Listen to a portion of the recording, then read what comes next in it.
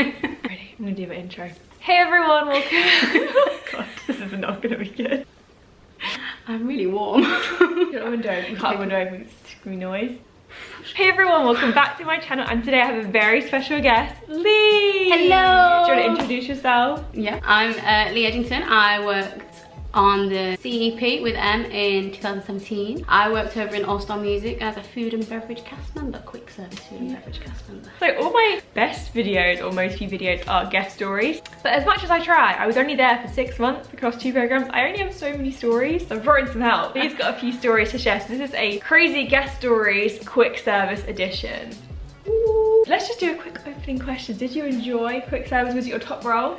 It was my top role just because I had experience there before. So I'd worked in pubs and restaurants and stuff. So I kind of, quick service is kind of like my go-to. And I was like, I'd rather do something that I was good at and just get in the swing of things straight away. And yeah, I loved it. I had the best summer ever. I was lucky I had good people where I worked. Yeah, the people makes everything about it. Did you like your location, like when you found out, or was there mixed feelings? Because a lot of people are iffy about resorts. Yeah, so I was very like, oh, what, like I don't mind. I'm gonna be in Florida, like living my best life. So I wasn't really fussed. And then as I got into it, I became happier because I realised that there was a real family vibe to where I was working, and to like the fact that I felt like I actually really got to know some of the guests, because they would see you every day for their 2.5 week holiday sometimes. So you'd see them every single day, so you'd really get to know about the holiday, what was good, what was bad, and like I feel like that really made it for me, definitely. I've heard that about resorts a lot. Firstly, that there's within the cast members, it's a real family vibe, but also that you get to know people really well. So if you get a resort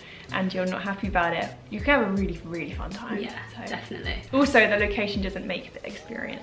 I would get up at the crack of dawn, be in the parks at opening, and then do a full 9 till 3 o'clock in the parks, and then go and work from 4:30 until 1 o'clock in the morning. Yeah, I did that. And I did every single day. Yeah. And then by the end, you're just dead. Yeah, I finished my program. I was like, whew, it's like I can sleep now. I remember literally one time coming home on the bus from Walt Disney shift and like crying almost. I was so tired. I still set my alarm for 7:30 the next morning. I got in at 1:30 and I was like, my god. And then I was up and I was in the park at 9 and I was like, wow, 8 hours ago I was on a bus home. So that's the summary CEP resort. But let's get into some stories. So this is story number 1. I'm gonna try and like ask extra questions and stuff, but it's more Lee's telling the story. So if I'm here like, that's why. So there was this, it was probably like halfway through my program, and I was like, my family hadn't come out to visit me yet, so I was a bit like, oh, kind of, and I was seeing all these pictures of everyone at home, and I was like, oh. But then this family came out to visit. Well, they were obviously on holiday, and they were from Manchester. So I'm from Preston, which is really close to Manchester. It's like half an hour drive, if that. And they came out and they were like, oh, it's our first time here. It was this couple, and it was just the 2 of them, and they were probably like in their 50s, and it was their first time ever in Florida and everything. It was so cool. You're never too old. And they were like, we've never done it before, but we want to go and where do we go? So I was like, oh, you need to go and try this restaurant, don't do this restaurant, try this one if this is your kind of food they wanted. And I just kind of gave them like their little hints and tips. I did that once with a guest for half an hour. Yeah. They were like, we're vegetarians and there's no good food here. And I was like, oh, let me tell you. Yeah, we just, literally every day they'd come back and they'd come and be like, oh, Lee, so we did this today. Thank you for telling us to do this. Thank you for telling us to do this.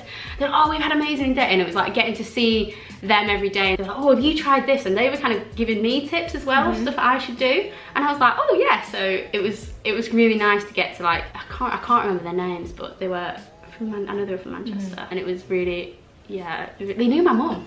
Oh really? Yeah, I think we went to school with my mum, they knew the name, and I was like, small world after all. It's a small world after all. That is such a good thing though about having the name tags. People will see where you're from and instantly start a conversation just because of that. So that's one of the really good things about being international, especially. People are seeing them, they're like, how are you here? That's how I first found out the program. I saw a guy with a name tag that said Manchester and I was like, I need to do this. I've still got the note that the girl from Bolton wrote the email address down and said, you need to contact this email address to apply, this is the website. I've still got that sheet of paper from when I was like 12. And I was like, oh yeah, you've done it. I know I've done it, here we are. Okay, story number 2 is a bit more crazy, less magical. Yeah. So in the value resorts, you often get like large groups of people of like school age, so anywhere from like 13 to 17, and they would come in their masses over from Brazil, Argentina, and like they wear these fluorescent torches. Yeah, and they're all chanting, and they're like, woo! And you're like, stop. One time they literally came in and they got into the hat wall and tried on everything and then just dumped it on the ground. And it was like they pulled out my heart, screwed it all around and dumped it on the ground.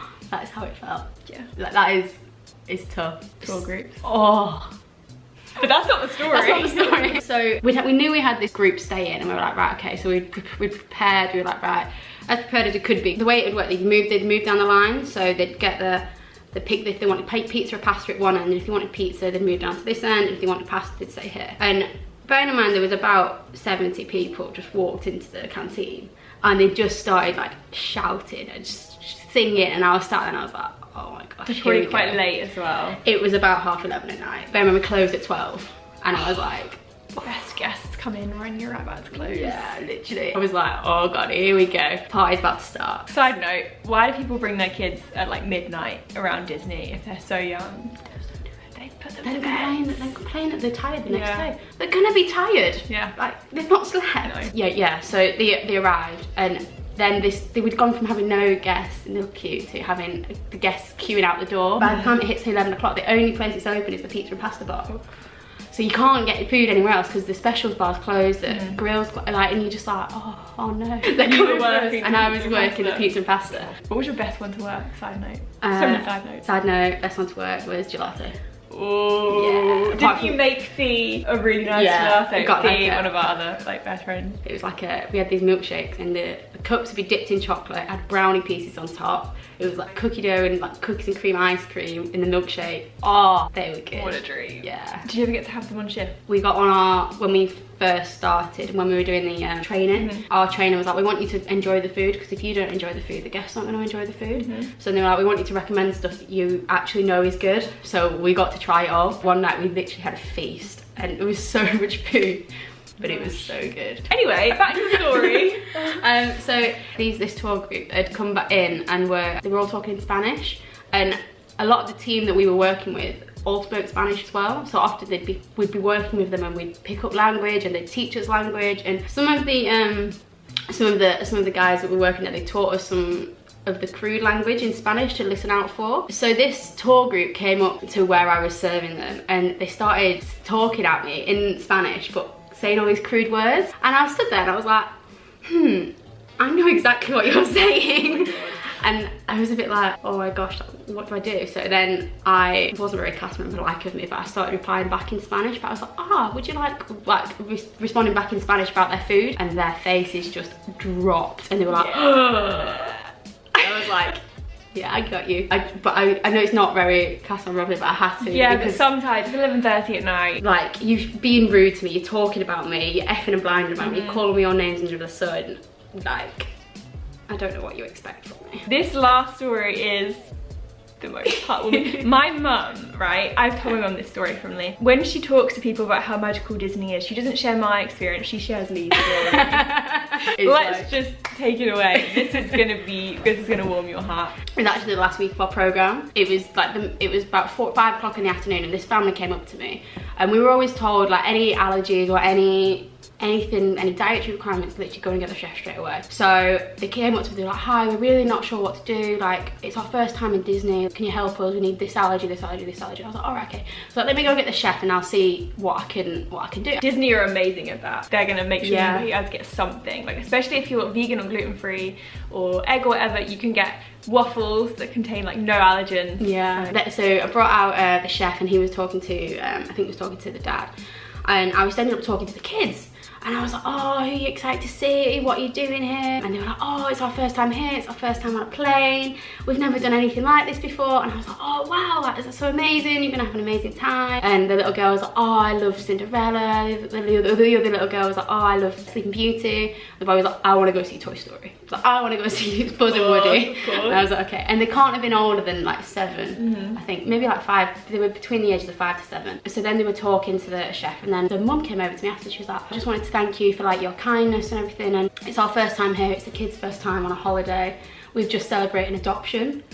This last week we've just had all the papers through for their adoption to be confirmed. There's 3. For one of them, they'd been waiting for his papers for 4 years.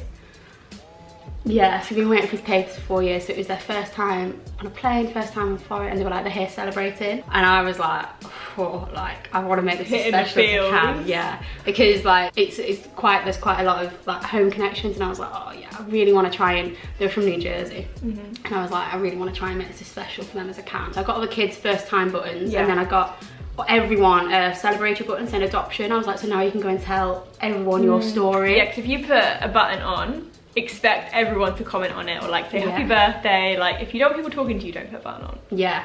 And like, so I was like, right, I wrote on the date on the back, the date like the adoption, and like where we also music on the back, and then on the front I put like we're celebrating adoption. So I gave one to all the kids, and then I went to my leader. So they already thought they got something extra, because people often think you have to buy the badges, but you really don't. No. So I went over to my leader, and I was like, look, I really want to try and do something special for this family. Like I told her the story. She was like, I was adopted. She was like, we need to go and give them the world. I was like, okay, I'm getting emotional. I've told this story millions of times, and just every time I get like, oh. She was like, right, come on, come with me. So she took me to the merchandise, the merchandise shop next door, and she was like, right, we've got $50 per head, and there's 6 of them. So you've got $300 to spend on this family. So we're like, right, where do we start? She was like, what did you talk to her? I was like, oh, no, the kids, one's Cinderella, one's Sleeping Beauty, one's Toy Story. And I was like, I want to get the pin traded lanyards. She was like, right, okay. She was like, I was like, because then they can go and they can go with the celebration button, they can go and trade with their lanyards, and they can just have more interaction and like get so many cool pins. So she was like, right, okay. She was like, let's do that. And then she was like, and what else do you want to do? I was like, I want to get something for the family. I was like, a whole of them, so they can remember like their first holiday as like a proper family. And she was like, right, okay. She was like, what about this? Like, it was this beautiful frame. It was like a wooden Mickey frame, and it was like, oh, we're celebrating. It had like family across the front of it, and it was like, oh, it was such an adorable little frame. Well, it wasn't a frame, it was like quite a big frame. And then we got them like little bits and bobs and put them in the bag as like a little bit of a gift for the kids. So then, bear in mind we've been gone for like 45 minutes by this point, so I missed my lunch break. Well, I'm making magic. I know. It was Crystal, my leader, so we went over to, they were sat right at the back of the lunch hall. Went over to them, and I was like, hey guys, so I've just been on the phone to Mickey, and he heard about your story, and he wanted to help you celebrate, and he wanted to be here with you. She was like, oh, the kids were like, oh, they were like, really? He was like, what did he say? I was like, well, he asked me to give you these. So I was like, oh, gave you pin trader lanyards, he wanted to give you the little toys, so you've got some downtime to play with. And then the last bit was this photo frame. Me to give you this, and then you can get a nice picture printed and remember the first time that you all actually spent some time with a proper family. And I was crying, the mum was crying, my leader was crying. They came up running and gave me a hug, and I saw them the next day, and they're like, oh my god, oh my god, oh my god. And literally it was so heartwarming, and oh, it's just so, I love that story. And I think the best thing is people want to get a certain location like Fantasyland or Main Street USA because they think magic. But I feel like guests almost expect magic there. Yeah. In a place like, you know, that food court, they're not going to expect anything. No. So then you can go above and beyond, you can create actually like the best memories. Yeah, it was so good. And when people try and like play the system and get free stuff, I'm like, no, Disney aren't doing it for you. No. They're doing it to make those really amazing memories that family's like always gonna remember. That frame's gonna be in there. I know. I was like, I need stuff on your mantelpiece right in the middle so you can look at it and think about how happy you were. And I was like crying at my own words. So just too good. So that is all the 3 stories we've got for you today. If you enjoyed it, please give it a thumbs up. If you want to see more stories, be sure to comment down below. But I feel like the message I really want to stress here is like your location on your role doesn't define how your program's going to be, and also like Disney is magical. And I love it. Any last words? Peace, love and pie. Peace, love and pie. All the people who follow me for Disney content are like, she needs to shut up about that waitress show. Right, bye guys.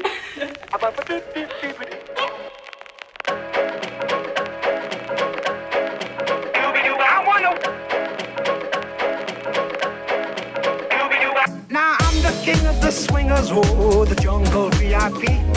I've reached the top and had to stop, and that's what's bothering me.